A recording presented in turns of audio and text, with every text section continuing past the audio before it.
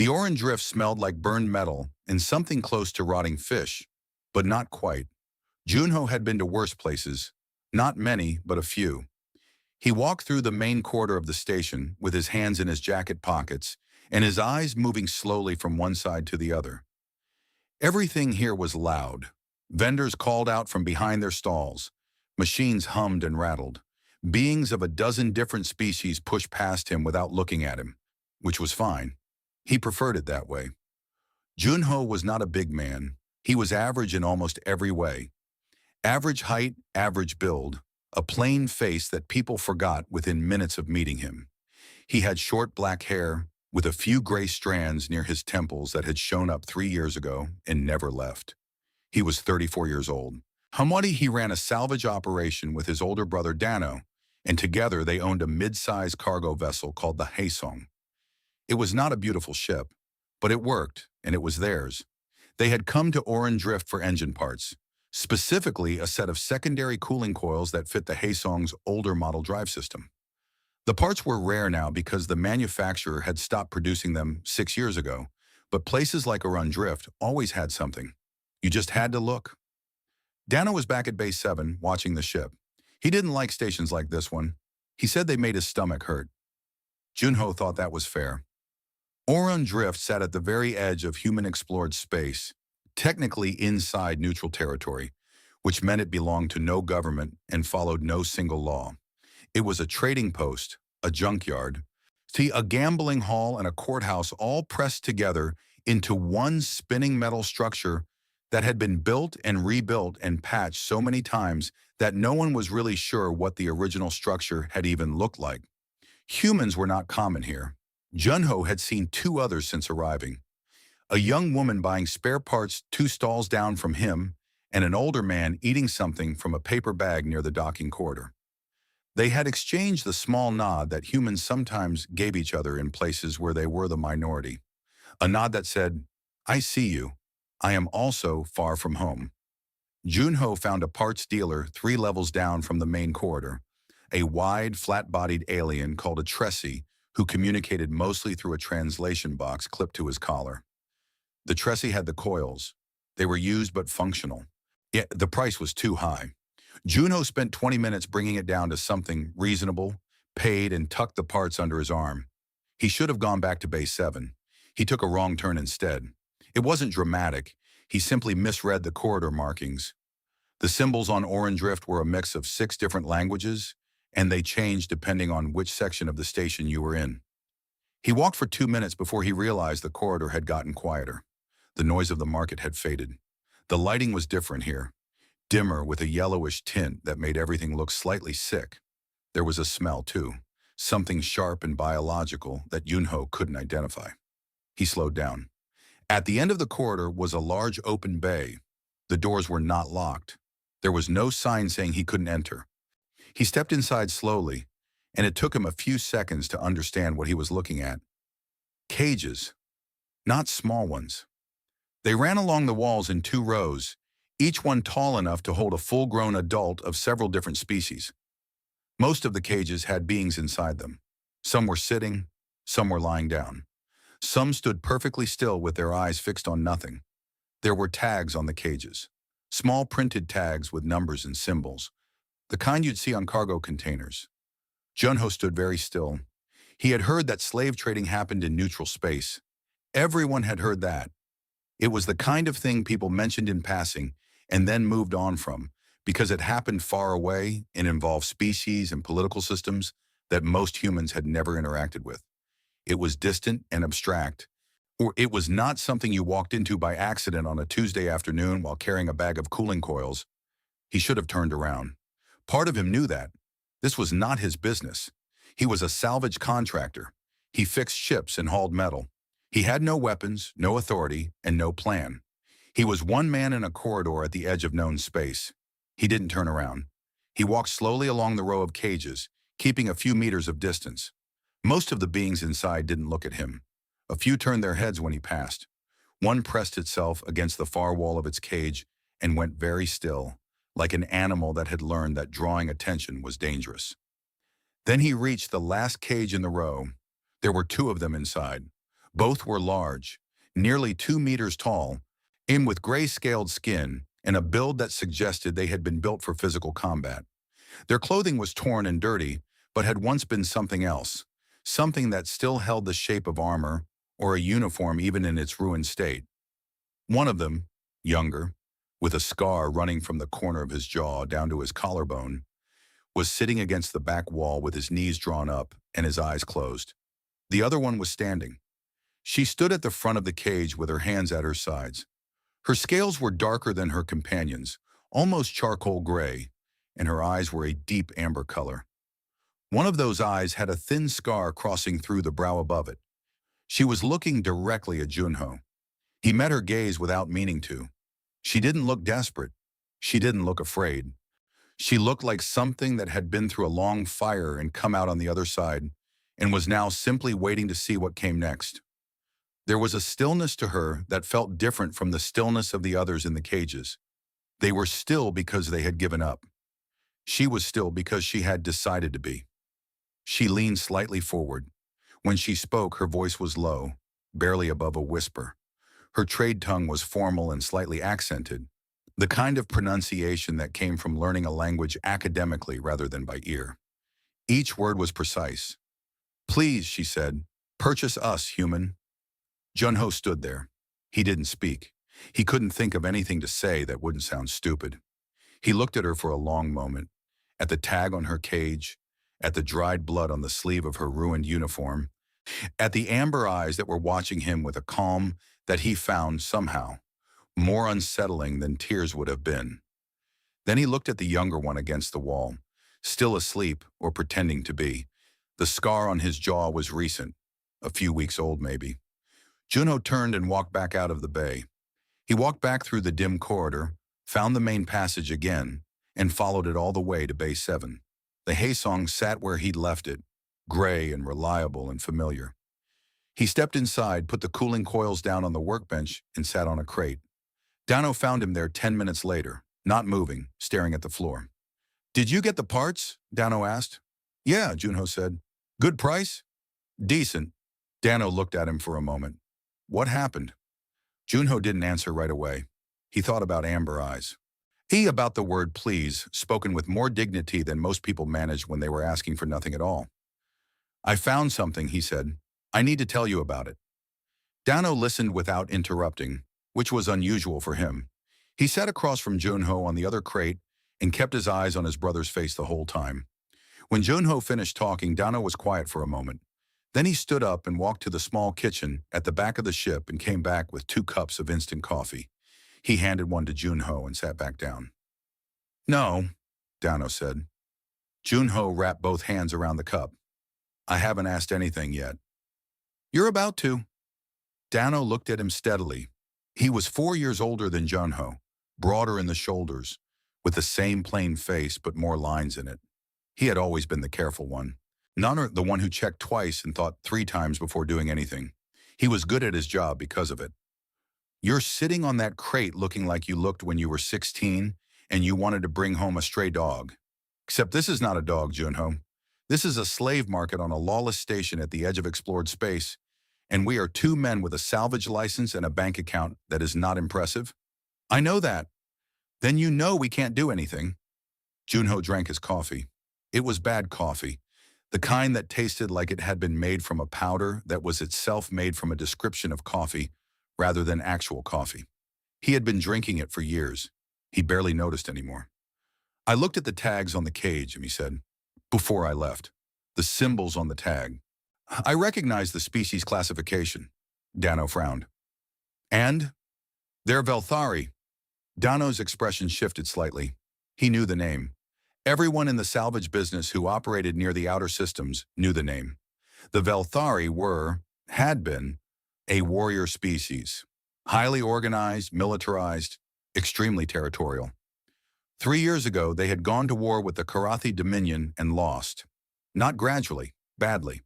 Their home system had been taken in under 8 months, and the remaining population had been scattered across a dozen different systems, most of them captured, some of them killed, some of them simply gone. It had been the kind of war that made other species go quiet when it came up in conversation. They lost the war, Dano said. Suona, yes.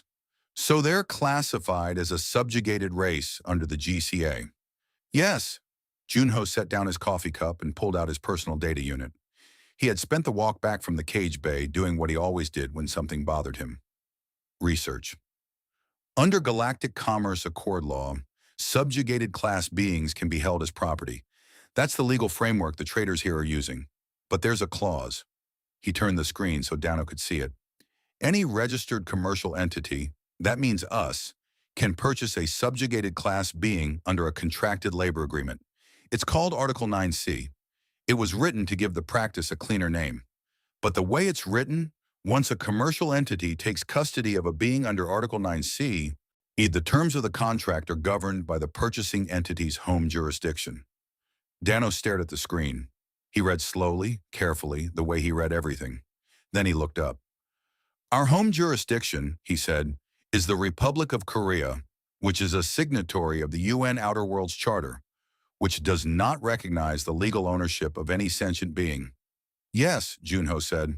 So if we purchase them under Article 9C, the contract becomes immediately void under our home law. They wouldn't be our workers. They wouldn't be our property. They would just be two people who came aboard our ship. Dano was quiet for a long time. Outside the bay doors, the sounds of oar and drift continued. Metal on metal. Voices in languages neither of them spoke. The distant clang of something heavy being moved somewhere. How much are they listed for? Dano asked finally. Junho told him. Dano closed his eyes. That is almost everything in the reserve account. I know. If anything goes wrong with the ship between now and our next contracted job, I know, Dano. These are Velthari warriors, Junho. Combat class. The trader is going to warn us that they're dangerous. That warning is not going to be fake. Their species fought the Karathi Dominion for 4 years before they fell. The two in that cage were not farmers. I know what they were. Then what are you thinking? Dano's voice was not angry. It was something closer to tired, the way it got when he already knew what the answer was, but wanted to hear it said out loud anyway. What is the actual plan here? We buy them, we tell them the contract is legally meaningless under our law, and then what? They're free? Free to do what? They have no papers, no credits, no standing in any system. The GCA still classifies their species as property. The moment they step off our ship anywhere outside human jurisdiction, anyone can take them again. Junho picked up his coffee cup again. It had gone cold. One problem at a time, he said. Dano looked at the ceiling of the ship, which had a small rust stain near the ventilation panel that they had been meaning to deal with for 2 years. He looked at it for a long time. She spoke to you, he said. The female. She asked you specifically. Yes. Why do you think she did that? She could have asked any of the other buyers. Junho thought about this. He had been thinking about it since he left the bay. I think, he said slowly, that most of the other buyers were there to buy. I was just standing there, and maybe she thought that someone who wasn't already planning to buy anything was more likely to actually hear her. Dano was quiet again. She was right, he said. Yeah. Another long pause. Dano stood up and put his coffee cup in the small metal sink. He stood there with his back to Junho for a moment, his hands on the edge of the counter. We go in the morning, Dano said. Clean clothes. Formal registration documents for the Haesong. We present as a proper commercial operation, not two guys with a second-hand ship. We don't look nervous. We don't explain ourselves more than necessary. He turned around. His face was set in the careful, methodical expression it got when he was working a problem. And if the trader tries to tell us those two are too dangerous to be worth the price, we negotiate down. Junho looked at his brother. I thought you said no, he said. I did, Dano said. And then I kept thinking about it, and I couldn't stop. So now I'm saying yes. He picked up the data unit from the crate and looked at Article 9C again. Go over this 3 more times tonight. I want to know every word of it before we walk in there. Junho nodded. He picked up his coffee cup, finished the cold last sip, and started reading. Outside, a ruined drift turned slowly in the dark, the way it had turned for decades, indifferent and loud and busy with the ordinary business of things that should not be ordinary. Inside Base 7, two brothers sat with a screen between them and went over the words that might, if everything went right, mean something to two people in a cage who had no reason left to expect anything good. Mayunyo read until his eyes hurt. Then he read it again. They went in the morning, as Dano had said. Clean jackets, formal documents, the Haesong's commercial registration printed on physical paper, because some stations still preferred physical paper. Junho had also printed a copy of Article 9C from the GCA legal database, stamped with the official retrieval code so no one could claim it was altered. The corridor to the holding bay was easier to find in the daylight cycle of the station. Somebody had turned the lights up. It made the place look more like a warehouse and less like something from a bad dream, which Junho wasn't sure was better or worse. The overseer was at a desk near the entrance to the bay. His name, according to the station's trader registry, was Vren. He was a Hadesi, a species Junho had seen before, but never dealt with directly. Vren was tall and thin, with pale, slightly translucent skin that showed the shape of the bones beneath it. His eyes were very large and a flat, pale gray. He wore a long coat with several pockets and a translation device on a band around his wrist. He looked at Junho and Dano with the particular expression of someone who sees something unexpected and is deciding how much attention it deserves. "Humans," he said. His trade tongue was smooth and professional. "This is not a market for spare parts." "We're not looking for spare parts," Junho said. He kept his voice level, not aggressive, not apologetic, just level. "We're looking to file a contracted labor acquisition under GCA Article 9C. Anna, we're a registered commercial entity." He placed the Haesong's documents on the desk. Vren looked at the documents without touching them. "Article 9C, he repeated, as if testing the words for something. "You've done your reading." "We're careful," Dano said. Vren's pale eyes moved between the two of them. Then slowly he picked up the documents and looked through them. His expression didn't change much. A small tightening near the corners of his eyes was all. "Which assets?" he asked. "The two Velthari in Bay 4, Junho said. "Cage designation 714. Something shifted in Vren's face then. It wasn't surprise exactly. It was closer to amusement, the kind that had something unpleasant underneath it. He set the documents down and leaned back in his chair. "The Velthari," he said. "I see." He looked at Junho with his flat gray eyes. "I'll tell you what I tell everyone who inquires about those two. The female was a commander in the Velthari military. Actual rank translates loosely to general. She led ground forces in 4 major campaigns before her side lost the war. The male is her subordinate, younger, less experienced, but trained from childhood in Velthari combat doctrine." He paused. "2 previous holding facilities have flagged them as difficult. The female does not respond to standard compliance measures. The male follows her lead." "We're not interested in compliance measures," Junho said. Vren studied him for a moment. "You're aware that under Article 9C, any damages caused by a contracted worker are the legal and financial responsibility of the purchasing entity." "We're aware. And you still want them." "We want to make an offer." Vren named a price. What it was the same number Junho had seen on the registry. Junho countered. He went lower than he normally would have opened with, because he had read the trader reports on Rhea and Kale, and he knew that 2 beings flagged as difficult were harder to sell. Vren pushed back. Junho held. Dano said nothing, which was what they had agreed. One voice, steady, no visible disagreement between them. After 11 minutes, they agreed on a price that left the Haesong's reserve account thin, but not empty. Vren processed the paperwork with the efficiency of someone who had done it hundreds of times. He did not seem troubled by what he was doing. That was the part Junho found hardest to sit with. Not the anger of it, but the ordinariness of it. The way the forms looked like any other commercial transaction. And the way Vren's pen moved across the bottom of each page with the calm, practiced motion of a man signing a delivery receipt. Junho signed where he was told to sign. He kept his face still. When it was done, Vren pressed a communication panel on his desk and spoke to someone in the bay. They waited. 3 minutes later, 2 guards came through the door at the far end of the room, and behind them came Rhea and Kyle. They were not in chains, which Junho had not expected. Their hands were bound with a thin metal loop at the wrists. tight enough to hold but not so tight as to cut. They walked without being pushed. Rhea walked the way she had stood in the cage, upright, deliberate, like every step was a decision.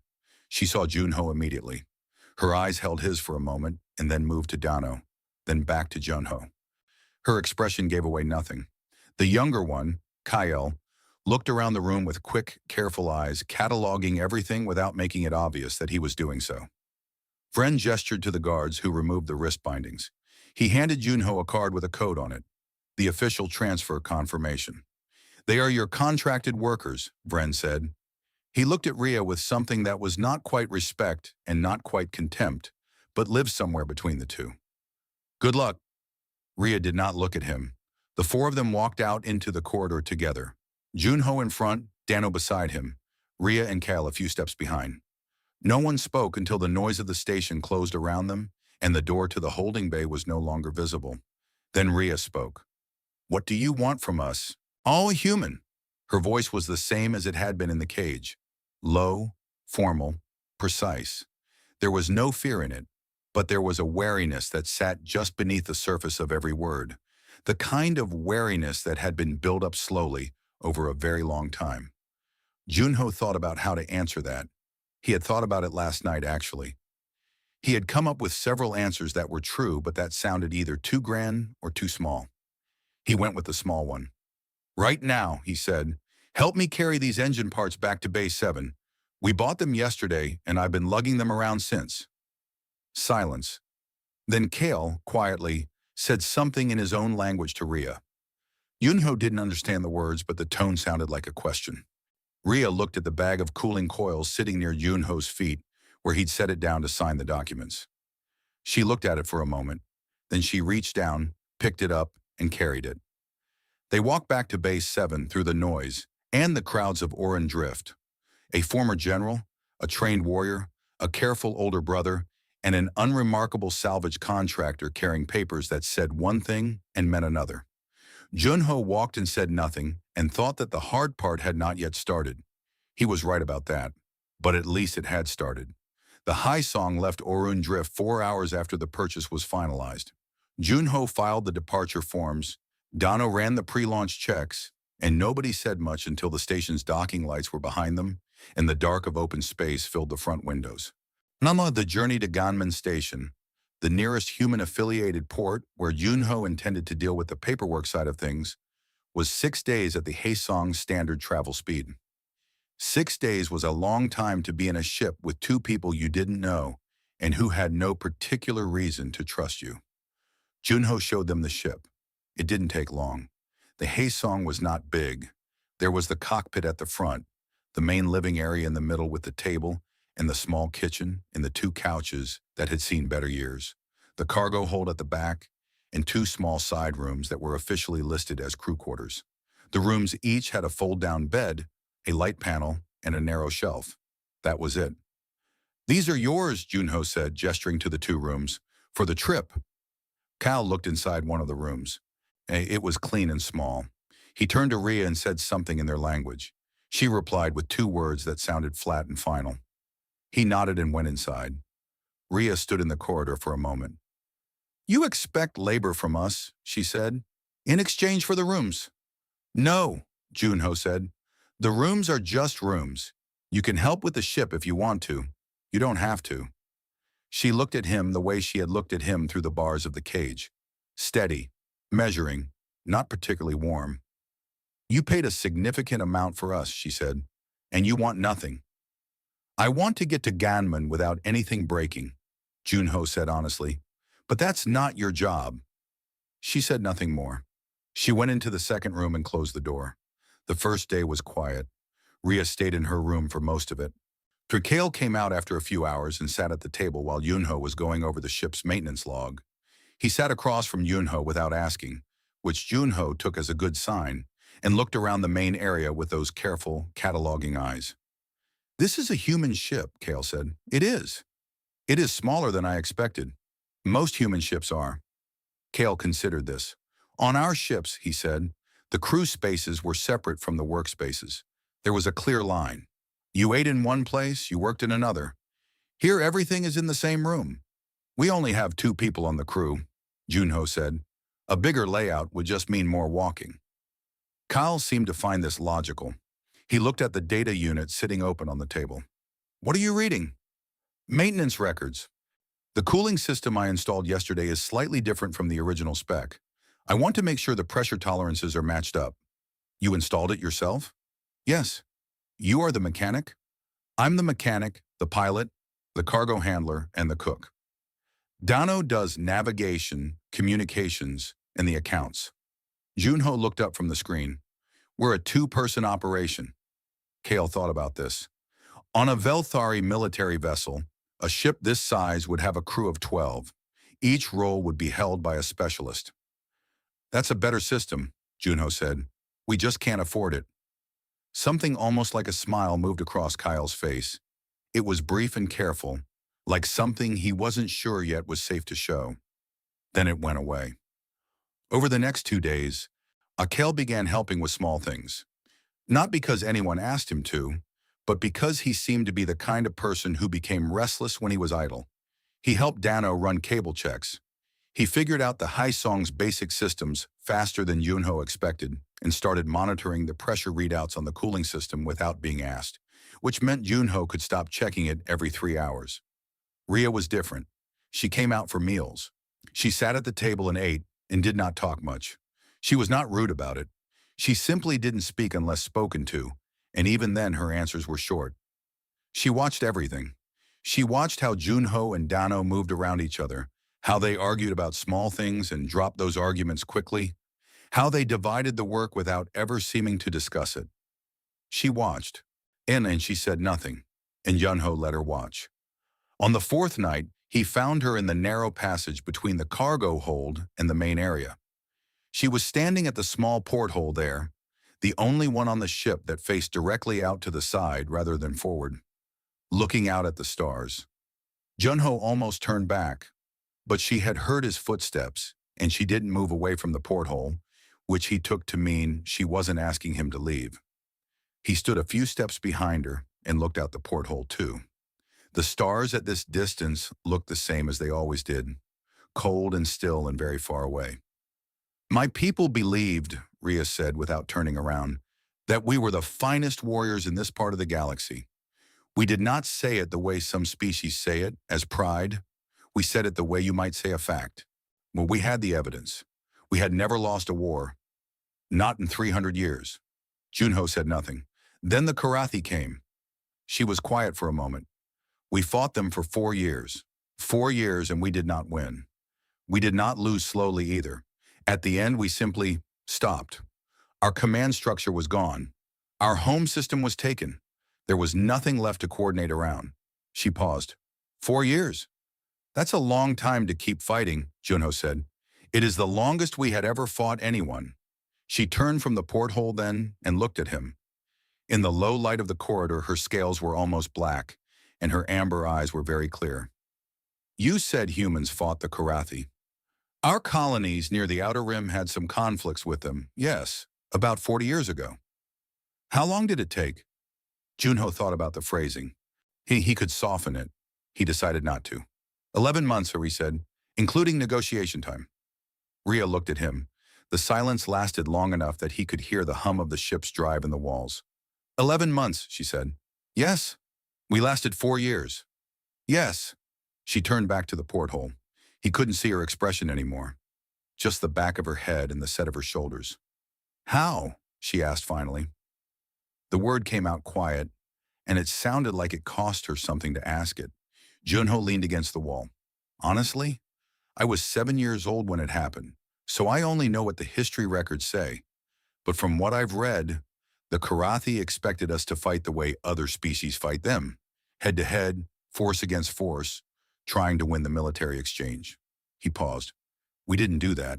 If we hit their supply lines, isolated their forward units, made every system they tried to hold so expensive to maintain that holding, it stopped making sense. We didn't beat them. We made them decide we weren't worth the cost. Another silence. That is not how warriors fight, Ria said. No, Junho agreed. It's how engineers fight. She didn't respond to that, But she stayed at the porthole for a long time after he went back to the main area. And when she came to breakfast the next morning, she looked at him differently than she had before. Not warmly exactly, but differently. Junho noticed. He didn't say anything about it. He just poured her coffee and slid it across the table, and she wrapped her gray hands around the cup and drank it without complaint, even though the coffee was terrible. 2 more days to Ganmun. When he thought they might actually be all right. Gammon Station was different from Oran Drift the way a clinic is different from a battlefield. It was still a space station, still commercial, still loud in the particular way that stations were always loud. But it flew a human jurisdiction flag, it had a proper security patrol, and the corridors were marked clearly in 6 languages, including Korean, which always made Junho feel faintly and irrationally better about a place. He docked the Haesong at 0600 station time and sent a message ahead before they had even finished the docking sequence. The reply came back within the hour. I know what you're trying to do, and you should come talk to me before you file anything. While Yuri worked in the Port Authority office on level 3 of the station, she was in her mid-40s, ivory with short cropped hair that had gone gray at the sides before the rest of it, and the particular manner of someone who had spent too long dealing with people in difficult situations to be surprised by much anymore. She had met Junho 2 years ago during a cargo dispute that she had resolved in his favor by finding a 12-year-old jurisdictional clause that neither side had known existed. He had liked her immediately. She operated with the same basic philosophy he did. Read the rules carefully, use them completely, and don't waste words. She was sitting behind her desk when he came in. She was already pulling up files on her screen. Sit down, she said. Where are they now? On the ship with my brother. Good. Don't bring them into the station yet. She turned her screen so he could see it. And I already know what you filed out of Oran Drift because it flagged our system. Article 9C transfer, 2 Velthari, registered to the Haesong. She looked at him directly. I also know what you're planning to do next, which is file a conversion of status under the UN Outer Worlds Charter, declare the Article 9C contract void under Korean commercial law, and effectively free 2 beings that the GCA still classifies as legal property. That's the plan, Junho said. It is technically possible, Yuri said. Under the Ganmun Jurisdiction Agreement, human commercial law applies to registered vessels docked here. The conversion is possible. She paused. It is also a political problem. Junho had been expecting this. How bad? Potentially very bad. Yuri leaned back. The GCA has been watching how human operators interact with Article 9C. There are people in the Accord who have been looking for a reason to argue that humans are deliberately undermining the subjugated species framework. If a case like this gets picked up, human operator buys 2 subjugated beings and immediately converts their status using a jurisdictional technicality. It becomes a precedent. Other operators could do the same thing. The GCA would move to close that loophole within months, and they would do it by restricting human trade access to neutral and GCA-affiliated stations. Junho thought about this. Meaning Oran Drift. Meaning everywhere outside human territory. Your whole business is built on operating in those regions, Junho. You buy salvage from alien markets. If human operators lose access to GCI-affiliated trade zones, you're done. Your brother is done. He sat with that for a moment. Where's the ship? The work they'd built? The thing that was theirs? But it's not illegal, he said. No, it's not illegal. And if I don't do it, they go back into a system that will classify them as property until the GCA changes its own rules, which might be never. Also correct. Yuri looked at him with an expression that was not unsympathetic.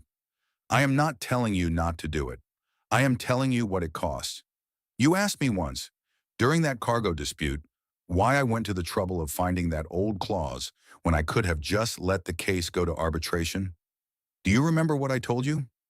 Junho nodded slowly. You said you didn't like losing on purpose. I said I didn't like losing on purpose when the tools to win are sitting right there. She turned her screen back and started typing. So let's talk about how to do this without handing the GCA a clean political story. That conversation lasted 3 hours. By the end of it, Junho had a list of 6 additional filings that Yuri had identified. Small procedural documents spread across 3 different legal frameworks that, taken together, would make the status conversion look not like a deliberate act of political defiance, but like the routine application of overlapping commercial regulations. It would be harder to use as a precedent because it was messier. It would be harder to appeal because each individual step was mundane and well supported. It'll take me about 18 hours to process all of it, Yuri said. Keep them on the ship in the meantime. Technically, they're still under the Article 9C contract until the conversion is complete, so they're safest there. Junho thanked her. He meant it. He was halfway back to the docking bay when his comm unit signaled. Dano. He answered it. We have a problem, Dano said. His voice was carefully controlled, which meant he was more worried than he sounded. Vren filed a formal complaint with the GCA legal office about an hour ago. He's claiming the Article 9C transfer was procedurally incorrect. He says we misrepresented the Haesong's commercial classification. Junho stopped walking. Did we? No, I checked everything 4 times. He's wrong. But the complaint triggered an automatic legal hold on the ship. We can't leave the station until the GCA legal office reviews it. That could take 3 days. 3 days. Yuri needed 18 hours. But Vren's complaint would be visible in the GCA system. And if Vren pushed it further, he followed us, Junho said. Or he checked the departure records from Orange Drift and figured out where we were headed. Either way, he's doing this on purpose. He doesn't care if the complaint is valid. He just wants to slow us down and make enough noise that we drop the whole thing. Junho stood in the corridor for a moment, thinking. Vren was not angry about losing money. The price Junho had paid was fair. He was angry about something else. About a minor species with no political weight walking into his facility and taking property that he had decided privately no one would ever bother to reclaim. It offended some sense of order he had. It made him look like someone who could be outmaneuvered by a human in a plain jacket. He was right about that. He just hadn't finished being outmaneuvered yet. Ador, tell Rhea and Kale what's happening, Junho said. A pause on the line. You sure? Yes, they deserve to know. And, he paused. Tell Rhea I'm handling it. She doesn't need to do anything. Tell her that. He could hear in Dano's silence the slight surprise at that instruction, but Dano didn't question it. Okay, Dano said. Come back soon. Junho turned around and went back to Yuri's office. She looked up when he came in. She read his face before he said a word. Complaint from the original trader, she said. It wasn't a question. Filed an hour ago. Yuri was quiet for exactly 2 seconds. Then she turned back to her screen and started typing faster than before. Sit down, she said again. Guys, we have more work to do. Vren arrived at Ganman Station the next morning with 2 GCA enforcement officers at his side and the full confidence of someone who has the legal system behind him and knows it. He was not wrong about the legal system. The GCA enforcement officers had proper authority here, and their presence in the docking corridor outside Bay 12, where the Haesong was docked, was entirely within their rights. They stood with the practiced stillness of people who didn't need to be aggressive because the situation was already resolved in their favor. The formal hold on the ship was still active. The complaint was still pending. By Vren's reading of the board, all he had to do was wait. Junho met them in the corridor. He had slept 3 hours. He didn't feel it. He had a folder of documents under his arm. Physical paper, again. Edra, because stations like this still processed physical paper faster than digital filings in disputed cases. Yuri had printed everything herself at 0400 and put a verification stamp on each page. Dano stood behind Junho and slightly to the left. He had the Haesong's registration displayed on his data unit, open to the specific section that was relevant. He had been told what to show and when. Overseer Vren, Junho said. He kept his voice even and polite. I understand you filed a procedural complaint against our Article 9C transfer. I have. Vren looked at Junho with the same flat amusement he'd worn at his desk in Orange Drift. He was very sure of himself. That confidence was visible in the way he stood, in the small tilt of his chin. Your commercial classification for the Haesong was filed as a Class 3 general cargo operation. When Article 9C contracted labor acquisitions require a Class 3 or higher rating. However, your vessel's original hull registration classifies it as a Class 2 salvage platform. You upgraded the classification 13 months ago, but the GCA requires a full operational audit before a classification change is considered active for trade purposes. That audit was never completed. He said it with the ease of someone reading from a well-prepared script. Junho thought he had lawyers help him find this. He had been planning it since before he left Orange Rift. You're correct, Junho said, that the audit was never completed under GCA protocol. A flicker of satisfaction in Vren's pale eyes. Under GCA protocol, Junho continued, and opened the folder. He handed the first document to the nearest enforcement officer. However, when the Haisong is registered under Korean commercial law, which is recognized under the Ganmun Jurisdiction Agreement as the applicable legal framework for all transactions conducted by this vessel while docked here. Under Korean commercial shipping law, a reclassification becomes active upon filing with the National Maritime Registry. Which we did. He handed over the second document. 14 months ago. The enforcement officer looked at the document. He was a species Junho didn't know well. Tall, green-skinned, methodical in the way he handled the papers. He read carefully. Korean maritime filing dates, he said, mostly to himself. Yes, Junho said. Why, I've also included the relevant section of the Ganmun Jurisdiction Agreement confirming that Korean commercial law supersedes GCA protocol for registered Korean vessels in port. He handed over the third document, and a letter from the Ganmun Port Authority confirming the Haisong's current classification status under that framework. That last document had Yuri's stamp on the bottom. Vren was no longer smiling. The two enforcement officers stepped a few feet down the corridor and spoke to each other in quiet voices. Vren watched them with an expression that had become very controlled very quickly. Junho stood and waited. Dano stood behind him and said nothing. They had agreed. One voice steady, no visible disagreement. After 4 minutes, the lead enforcement officer came back. Kina, the procedural complaint does not appear to be supported under the applicable jurisdiction framework, he said. He sounded slightly tired, as if he had expected a simpler morning. The legal hold on the vessel is lifted. Vren made a sound that was not quite a word. This isn't finished, he said. He wasn't looking at the enforcement officers. He was looking at Junho. His voice had dropped and gone cold. You think you can use their legal system against me while you're docked in their port? Fine, but the GCA classification on those two doesn't change because you have a clever lawyer. Every station outside human territory, every port that runs under GCA rules, they're still listed as property. You can't keep them safe forever. It was a real threat. That was the difficult part. Junho knew it was true. Hanhee was still thinking about how to answer when the door behind him opened. Rhea stepped out of the ship. She stood in the corridor doorway. She had done something with what remained of her uniform. Straightened it, smoothed it into something that still carried the shape of a military bearing, even though the fabric was worn and faded.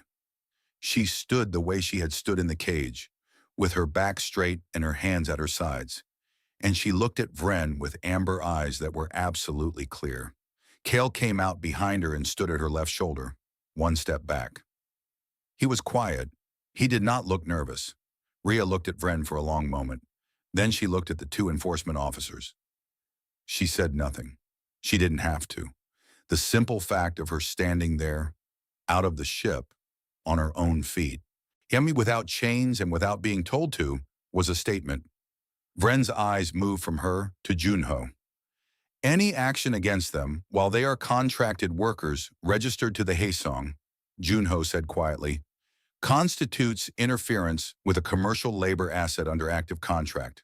That's a finable offense under GCA commercial law. While we're docked at Ganmun, it's also a criminal matter under Korean jurisdiction. He paused.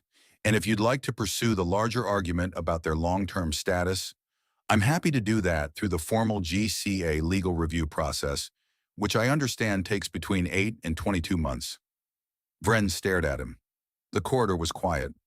Somewhere further down the station, a docking alarm was cycling. The normal noise of a working port moved around them like water around stone. You're a salvage contractor, Vren said. It came out differently than it had before. Not contemptuous exactly. More like he was trying to understand something. Yes, Junho said. You carry metal for money. Yes. And you did all this? Vren gestured slightly at the folder, at the documents, at everything. For two beings you bought 2 days ago. Junho thought about that for a moment. He thought about a woman in a cage who had asked for something with more dignity than most people manage when asking for nothing.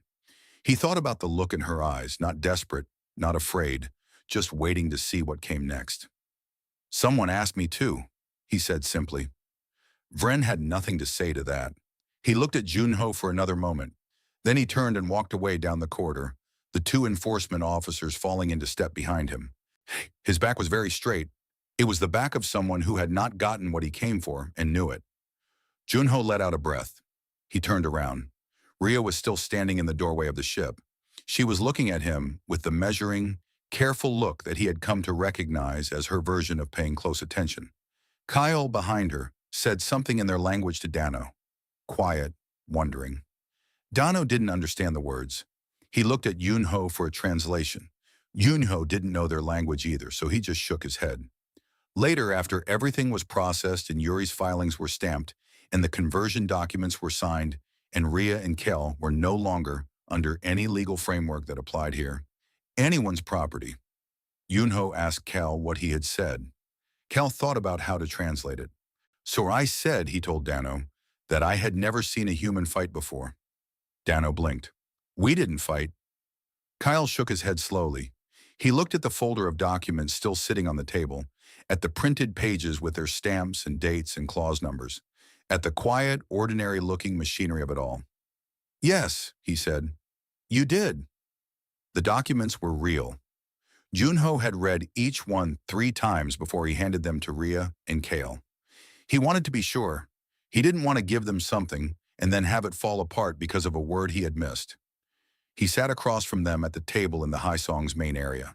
The station outside was doing what stations always did, humming and clanging and going about its business without caring about what was happening inside one small ship docked in Bay 12. Inside it was quiet. And Dano was in the cockpit, pretending to run systems checks, which was his way of giving people space. Junho slid the documents across the table. These are he said. Not copies, the originals. Yuri, the port officer who helped us. She filed everything this morning. The conversion is complete, under human jurisdiction, which covers any port with a human affiliation agreement and any vessel with a Korean registry. You are not contracted workers. You are not property. You're just people with documentation. Ria picked up her documents. She looked at them slowly, the way she did most things, with full attention and without hurry. She read each page. She could read trade tongue, which was what most of the documents were written in, and Yunho had added a translated summary in a format the Velthari language databases used. It just to make sure nothing was lost. Cal took his documents and held them carefully, like they might break. Ria finished reading. She set the pages down on the table and looked at them for a moment. Not at Junho, just at the papers. This does not change our GCA classification, she said.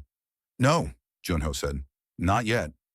Outside human-affiliated space, the GCA still has the old framework. These documents protect you inside our territory and with our jurisdiction partners. It's not everything, but it's a start. A start, she repeated. Yuri thinks we have a case to bring the status conversion to the GCA review board. It'll take time, a lot of time. It might not work, but the case is real. Ria was quiet. Kale had put his documents down and was looking at his own hands.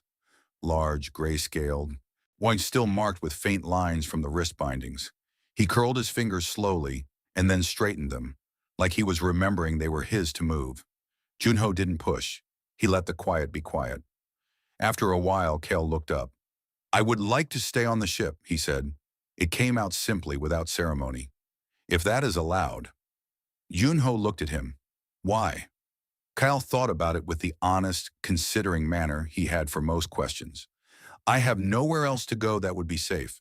But also, he glanced toward the cockpit, where the muffled sound of Dano working came faintly through the door. I have been on this ship for 6 days and I feel more settled than I have felt in 3 years. I don't fully understand it, but I think it has something to do with the kind of people who are on it. Junho looked at the cockpit door too. He thought about Dano, who had said no, and then said yes, who had stood in the corridor with a data unit and said nothing at exactly the right time, who ran the numbers and worried about the reserve account and made bad coffee at 2 in the morning without being asked. You can stay, Junho said. You can earn a wage when the accounts recover.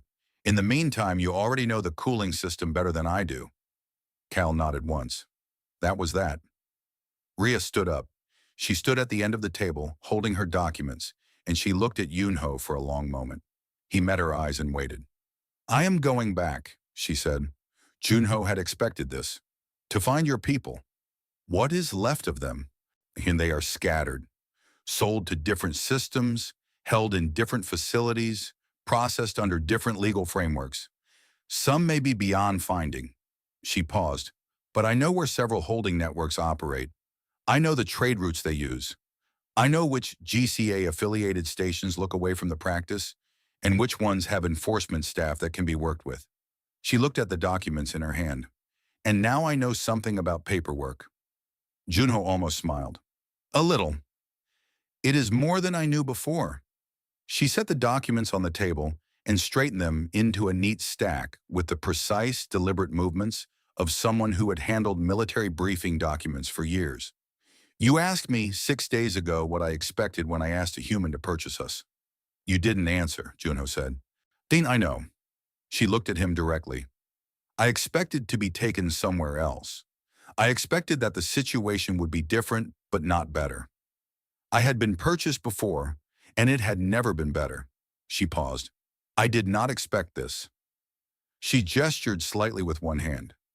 At the table, at the ship, at the documents, at all of it.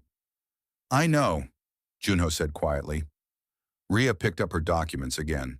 She looked at them one more time. I am going to find my people, she said. I am going to find as many of them as I can and do for them what you did for me. I don't know how long it will take. I don't know how many I can reach, but I am going to try. There was a certainty in her voice that Junho recognized. It was the kind of certainty that didn't come from confidence exactly, but from decision. She had decided. It was done. What the rest was just the work. You'll need resources, he said.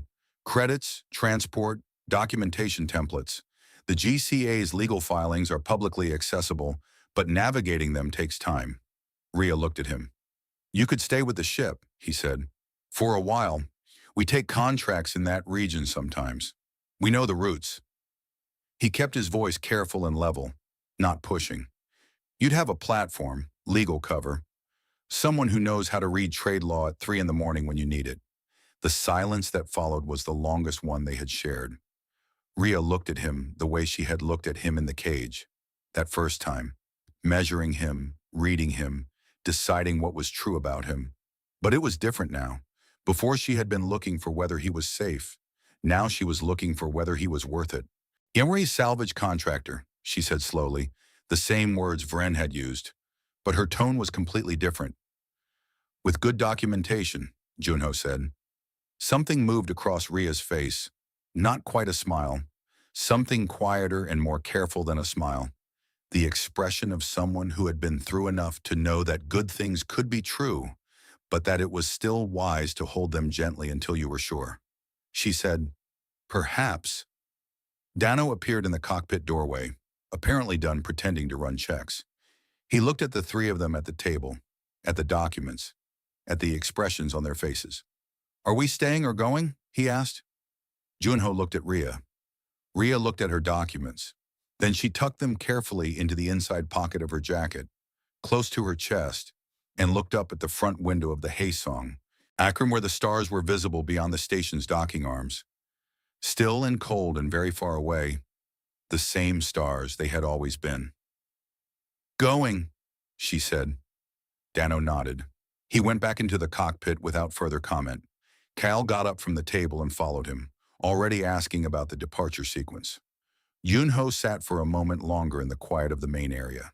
Then he got up, poured 2 cups of coffee, both bad, both slightly too hot, and put one on the table in front of the seat where Ria had been sitting. She came back from the window and sat down and picked up the cup. The Haesong undocked from Ganmun Station at 1400 and turned toward the outer systems, toward the edge of human territory and the long, complicated dark beyond it. The galaxy had a word for what humans were: minor, peripheral, commercially unremarkable. One no great empire, no dominant military, no particular standing in the councils that made decisions about how things worked. Rhea had a different word now. She didn't say it out loud. She kept it to herself the way she kept most important things. But she thought about it sometimes. When Junho sat down at the table at 3 in the morning and opened his legal files and started looking for a door that everyone else had decided was locked.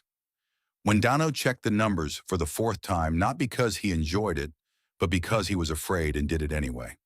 When Kale laughed at something, real and unguarded, for the first time since the war.